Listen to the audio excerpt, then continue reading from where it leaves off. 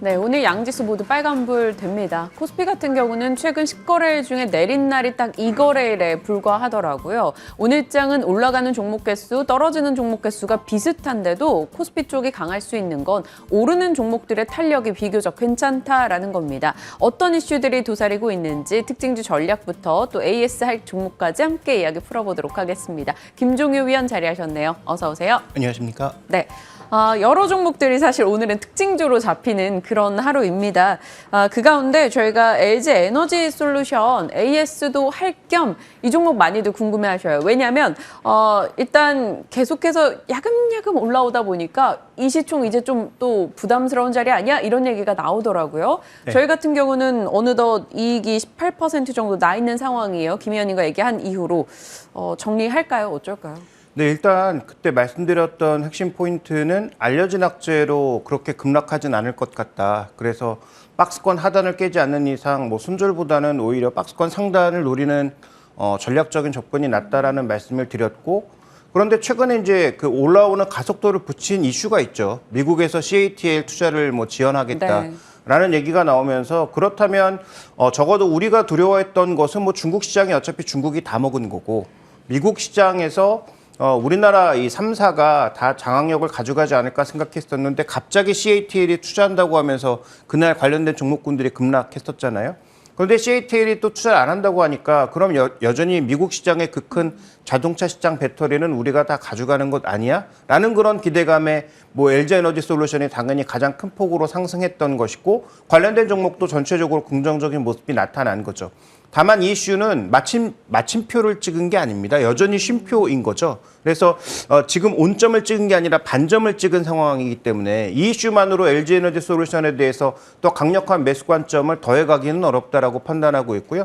뭐 기존에 제시했던 목표 가격을 저는 여전히 단기적으로 좀 염두에 두고 그 가격을 넘어간다면 저는 비중을 더 실는 게 아니라 약간 정도는 비중을 줄였다가 조금은 이제 너무 가격이 높아졌을 때는 중립적인 관점의 접근이 필요하지 않을까라고 판단을 하고 있기 때문에 LG 에너지 솔루션 다 아시겠지만 이 종목이 뭐 너무나 좋지 않습니까? 뭐 네. 향후 전망도 좋고, 그렇지만 여전히 너무 이렇게 위로 가게 되면 그 밸류 부담은 악재 한 번에 크게 받을 수 있다는 차원에서 현재 박스권 상단을 돌파한다고 하더라도 추가 매수하거나 추격 매수하거나 더 사는 전략보다는 오히려 박스권 돌파하면 일정 부분 아마도 그 상장 초기에 정말 높은 가격에 사셨던 분들 말고는 대부분 그럼 이익으로 돌아서는 거잖아요. 그러면 약간 정도의 비중을 좀 줄일 수 있는 기회라는 차원에서 접근하는 것이 저는 조금 더 현실적이지 않나 이렇게 보고 있습니다. 네.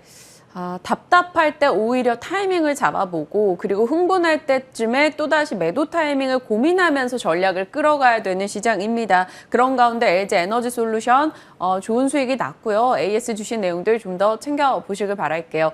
자, 또 다른 종목으로는 오늘 실적 내놓은 카카오요. 장 전에 실적이 나왔습니다. 사실 실적 나오기 전에 증권가에서 계속 실적 전망치를 낮췄어요. 계속 낮추다 보니까 약간 기대치가 없어서 그런지 아니면 악재가 선 반영됐다라는 판단인지 오늘장 좀 강하게 반응을 보입니다. 어제도 올랐고요. 카카오에 대한 비는 어찌 가져가세요? 네, 일단 이벤트가 나왔으니까 이벤트와 관련된 그동안 공매도가 정말 많았다면 그 공매도했던 사람들은 차익 실현할 만한 시기가 왔다라고 봐야 하는 것이죠. 그래서 외국인 수급도 뭐 일부 들어올 수밖에 없는 그런 상황인 것이고, 저는 뭐 실적에 대해서는 크게 언급하고 싶지 않은 게 향후 이 플랫폼 기업을 어떻게 보느냐가 더 중요하다. 지금 근데 미국 시장에서도 플랫폼 기업에 대한 평가가 굉장히 좀 엇갈리고 있는 측면이 있습니다. 특히 뭐 아마존을 포함한 이런 기업에 대해서 여전히 긍정적으로 보는 시각도 있지만, 차라리 테슬라처럼 플랫폼도 가져가고 솔루션도 가져가고 제조도 하고 이런 기업에 대해서는 밸류가 그렇게 높음에도 불구하고 여전히 좀 뭔가 강조점을 찍고 있는 반면, 아마존 같은 기업, 구글 같은 기업에 대해서는 향후 뭐 규제에 대한 위험이라든지 그다음에 현재 구간에서 추가적으로 이제 업사이드로 갈 만한 이슈가 제한적이다라는 이유 때문에 현재 이들 종목에 대해서는 좀 약간 눈높이를 낮춰잡는 그런 경향이 분명히 글로벌하게도 나타나고 있다는 것이죠. 그렇다면 카카오가 예전에 말씀드렸던 대로 저는 이제 카카오는 네이버와는 다르게 금융그룹이라고 판단하고 있는데, 금융그룹으로서의 글로벌 진출이 확연하게 나타나는 시점이 아니라면 그렇다면 현재 구간에서 MAU를 추가적으로 늘리기도 어렵고 그다음에 밸류를 추가적으로 위쪽으로 끌고 갈 만한 그런 이슈도 상대적으로 부재한 상황이라면 단기적으로 주가는 뭐 더 올라갈 수 있겠지만 과연 비중을 늘려야 될 자리냐 그다음에 작년처럼 시장의 주도주로 자리매김할 수 있는 그런 위치에 있느냐에 대해서는 저는 아닙니다라고 말씀을 드리고 싶거든요.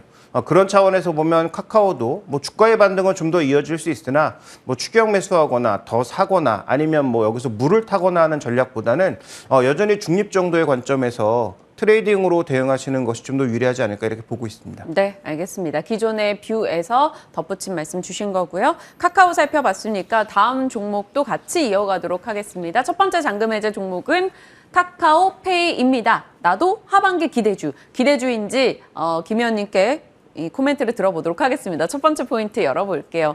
일단은 2분기 실적을 저점으로 3분기에 반등할 거야 라는 시장의 시각이 나왔습니다. 오늘장 강하게 올랐어요.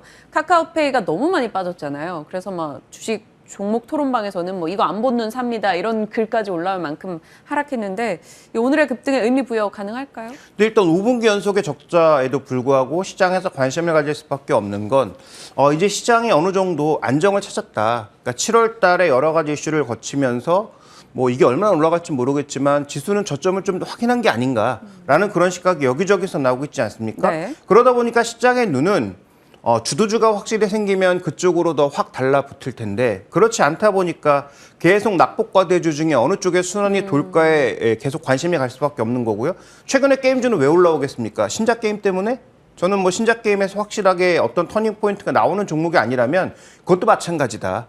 지금 딱 그런 종목군들, 컨텐츠라든지 이런 종목군들이 전부 실적 발표할 시기 아니겠어요? 네. 그러니까 그동안 공매도했던 세력도 실적이나 이런 것들을 보면서 너무 끌어내렸으면 당연히 어느 정도는 제자리를 찾는 게 정상적인 과정인 것이고 카카오페이도 거기까지라는 거죠. 지금까지를 보면. 근데 지금 방금 뭐 핵심을 짚어주셨지만 그렇다면 관건은 원래 시장의 기대는 2분기부터 약간의 흑자라도 전환할 거라고 봤는데 이게 아직 지연되고 있는 상황이긴 하니까 그러면 3분기부터 드디어 흑자로 전환하게 되면 그러면 과연 카카오페이는 이제는 뭐 성장주로서의 어떤 시장에 좀 더 자리매김을 차지할 수 있는가에 대한 고민이 나타날 수밖에 없는 시점인 거죠. 그런데 저는 이런 종목에 대해서는 확인하고 가도 늦지 않다. 그러니까 지금 현재 구간에서 이미 지수가 저점을 찍고 순환매가 도는 구간이니까 손실을 보신 분들이 지금부터 뭐 손절매를 해야 될 그런 시기는 아니라고 보지만 신규 매수의 관점에서 본다면 이건 좀 늦게 사도 된다. 왜냐하면 지금 소위 이런 플랫폼 기업들의 장악력이라든지 밸류에이션이라든지 이런 것들이 전부 재조정되고 있는 시기잖아요. 작년까지만 하더라도 무조건 업사이드로 높게 뭐 10배, 뭐 100배 뭐 이것도 뭐 괜찮다 이렇게 봤던 시기가 아니기 때문에 현재 구간에서 핵심 포인트는 3분기에 정말로 흑자 전환을 하는지 그다음에 지금 2분기까지 실적이 안 좋았던 5분기 실적이 안 좋았던 이유가 증권이나 보험에 많이 투자해서라고 했는데 정말로 거기서 과실이 나타나는지 확인하고 접근해도 늦지 않다라는 판단을 하셔야 될 것 같습니다. 네. 사실 뭐 결정을 많이 했던 부분들에서 생각보다 괜찮다라는 평도 들려와요. 결제사업부 같은 경우도 온라인 결제액이 계속 늘어나고 있고 오프라인 결제처가 확대되고 있다. 그래서 하반기 기대해보자. 뭐 이런 여러 목소리가 들려오고 있는데 대출 상품도 꽤나 괜찮다라는 평이 있고요. 하반기 기대치를 어떻게 잡아야 될지 궁금해지네요. 네, 일단 뭐 실적 그 추이를 한번 쭉 볼까요? 일단 성장하고 있는 건 사실인데요. 전반적으로 지금 2022년, 2023년에 기대를 보시면 2023년에 특히 518억 정도의 이익을 낼 거다라고 기대를 하고 있는 이런 추이. 그러면 지금부터는 이제는 매출도 그렇지만 이익이 가파라져야 되는 시기이기도 하고요.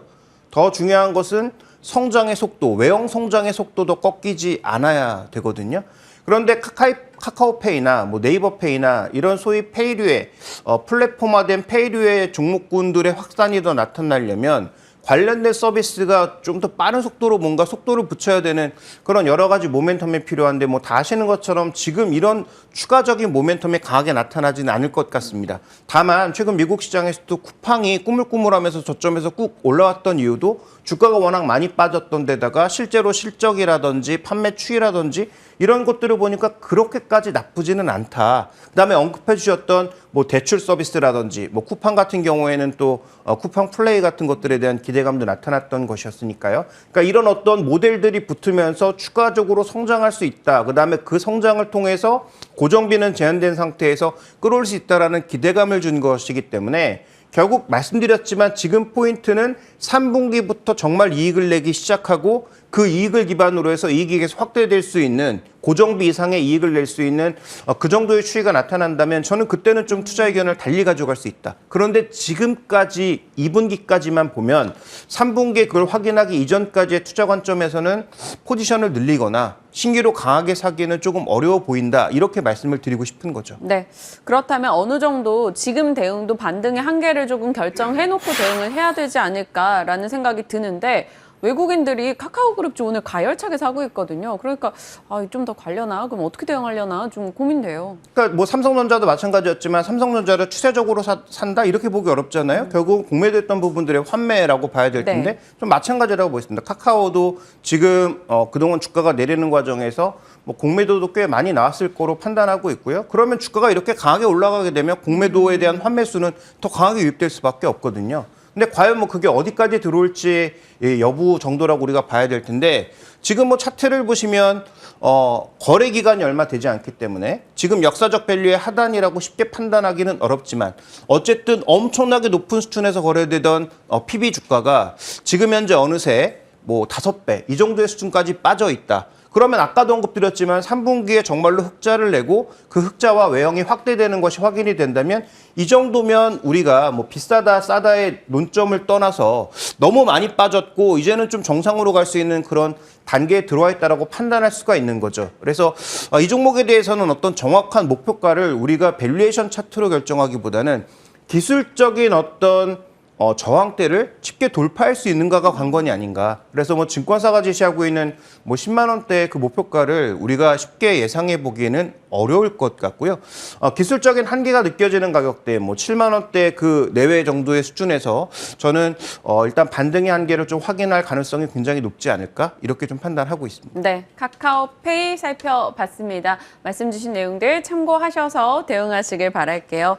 다음 종목으로 가겠습니다. 어제도 살짝 이야기를 나눠봤던 종목이에요. 한국타이어앤테크놀로지 이제는 달릴 때인가 짚어보겠습니다. 첫 번째 포인트는 결국 실적인데 시장의 예상을 상회하는 실적을 내놨습니다. 어제 급등했고요. 오늘장은 약보합인데 어제 김민수 대표님께 제가 이런 질문 드렸는데 사실 김종우 위원님께 하려니까 살짝 무섭긴 해요. 이게 7월 달에 엄청 올랐잖아요. 근데 왜 미리 이런 종목 좀 얘기 좀 해주시지. 5월 10일 날 저희가 했던 종목입니다. 그렇습니까? 네. 네, 제가 죄송하네요. 네. 5월 10일 종목이고, 네, 알겠습니다. 사과드릴게요. 아니, 사과하실 필요 없을 것 같고요. 그래서 지금 뷰가 바뀌셨나요? 그때도 제가 말씀드렸지만 그렇게 내리는 종목이 과연 적절하게 내렸는지에 대한 판단이 중요하다고 저는 그때도 말씀을 드렸고요. 물론 제가 말씀드린 이후에 주가가 한번 조금 반등하는 듯하다가 엄청나게 꺾였죠. 왜냐하면 여러 가지 뭐 주변 요인들이 워낙 좋지 않다 보니까 이 종목이 과연 실적이 잘 나올 거에 대한 그런 의구심이 존재했던 거죠. 그런데 2분기 확인해 보니까 시장이 예상했던 것보다 잘 나왔다. 그러면 우리가 이 시장의 하락 구간에 가장 많이 지적했던 포인트가 뭡니까? 인플레이션을 이겨낼 수 있는, 그 다음에 인플레이션을 제품 가격에 녹여내는 종목군들이 강하다고 해서 음식료가 그때 시장 대비 굉장히 강했던 거잖아요. 그러면 이게 실제로 안에 그 세부 내용들을 다 한번 자세히 따져봐야 되겠지만 어쨌든 시장 기대보다 잘 나왔다라는 것은 일정 부분 무언가 이 인플레를 제품 가격에 좀 녹여내는 거 아니냐라고 우리가 생각해 볼 수가 있는 거죠.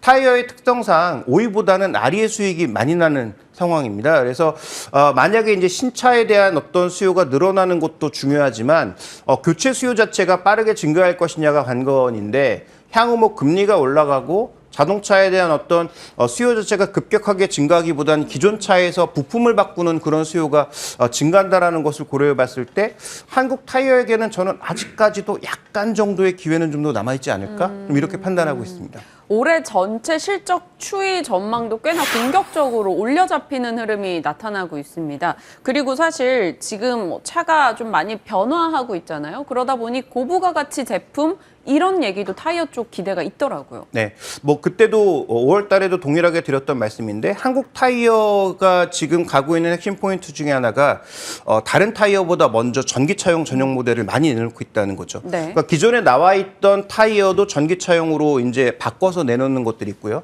근데 전기차의 특성을 뭐 아시는 분들은 다 아시겠지만 기본적으로 차의 그 휠의 인치가 커진다는 거죠. 그래서 뭐 차 외형은 비슷한데 뭐 예를 들어서 내연기관에서 18인치 자랐던 게 20인치, 22인치 이런 식으로 인치가 커지고 있거든요. 그다음에 기본적으로 다 아시는 것처럼 전기차는 배터리를 깔다 보니까 무게가 올라갑니다. 그러니까 제동력을 늘리기 위한 여러 가지 그 재료가 추가적으로 투입되는 게 분명히 있고요. 타이어 가격도 당연히 올라갈 수밖에 없는 네. 거죠. 그래서 늘어나는 인치, 또 투입되는 양만큼 가격을 상승시킬 수 있고 실제로 한국 타이어가 납품하는 뭐 현대차를 비롯한 여러 글로벌 차에서 전기차를 이제 대거 팔 것으로 예상되고 있는 상황이기 때문에 과거 대비해서 프리미엄 모델도 많이 늘었고 전기차용 모델을 공격적으로 내놓고 있는 현재 시점에서 전기차용 모델이 많이 나갈 경우 일정 부분의 이익이 더 늘어날 가능성은 충분히 있다. 이렇게 봐야 됩니다. 그런데 일단 3분기까지의 전반적인 이익 추이를 살펴봤을 때 작년보다 조금 늘어나는 6천억 정도의 이익을 보이려면 제가 보기에 4분기 이익이 굉장히 올라가야 되는데 현재 금리 수준이 쉽게 떨어지지 않고 자동차 판매가 만약에 하반기에 주춤거린다면 이것도 또 숫자가 달라질 수 있거든요. 그래서 한국 타이어에서 제가 드리고 싶은 말씀의 핵심은 5월 달에도 말씀드렸습니다만 제한적인 수준의 반등까지는 가능할 수 있다. 좀 이렇게 봐야 될 것 같고요. 실제로 미국에서도 지금 제뉴인 파츠인가요? 그 자동차용 부품을 대체 부품을 공급하는 업체가 계속 신고가를 보여주고 있거든요. 그러니까 그런 차원에서 우리가 이런 종목군들이 왜 신고가를 보일까? 단순히 실적이 좋아서일까? 이런 여러 가지 고민에 대해서도 한번 같이 생각해 볼 필요가 있을 것 같습니다. 네.